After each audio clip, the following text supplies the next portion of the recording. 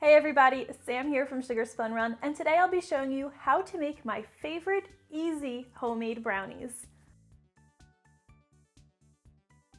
Today's brownie recipe is super simple to make, and this one has already received plenty of 5-star reviews over on my blog. I think you're really going to love this one, so let's go ahead and get started. The first thing you'll want to do is preheat your oven to 350 degrees Fahrenheit. Next, you will need 12 tablespoons of unsalted butter. You're going to want to cut this into about tablespoon-sized pieces, and we'll place this in a large microwave-safe bowl. Now add a half cup of semi-sweet chocolate chips in with your butter. Now we are going to take this over to the microwave where we will heat it for 30 seconds and give everything a really good stir. Then we'll continue to heat this in 15-second increments until the butter and chocolate are completely melted and your mixture is smooth. Once our butter and chocolate are melted, now we are going to add a half cup of unsweetened cocoa powder. I also like to add a half teaspoon of instant coffee at this point too. It's not going to make your brownies taste like coffee, it just really enhances the chocolate flavor that they already have. You can leave this out if you want, but I like to add it to mine, and if you're going to use it, you'll add it at this point. We'll just whisk our cocoa powder into our melted chocolate until it's completely combined. Stirring our ingredients really well is critical for this brownie recipe. I like to use a whisk. It's not required, but it does a really good job of making sure things are really nicely combined. And right now I'm using it to make sure my cocoa powder is nicely incorporated and my mixture is smooth.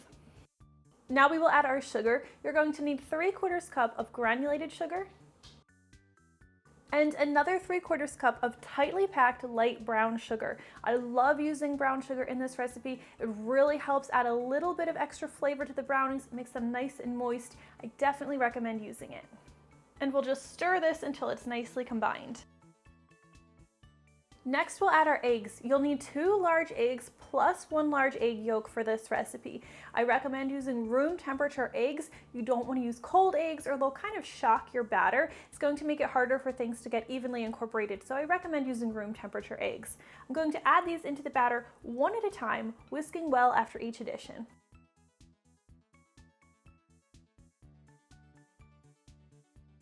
Now we'll add a teaspoon of pure vanilla extract and a half teaspoon of salt.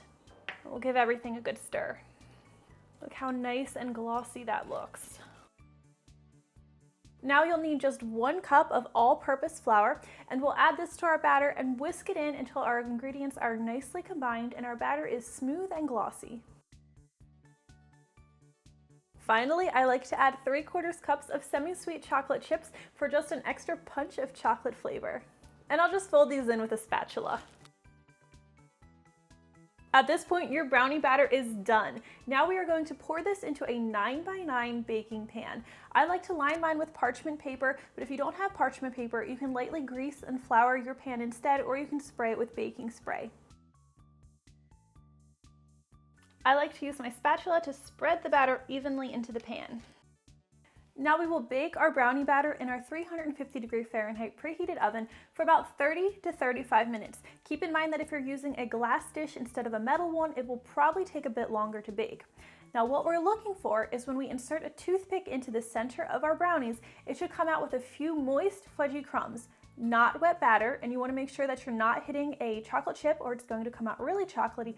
It should just be a few moist, fudgy crumbs.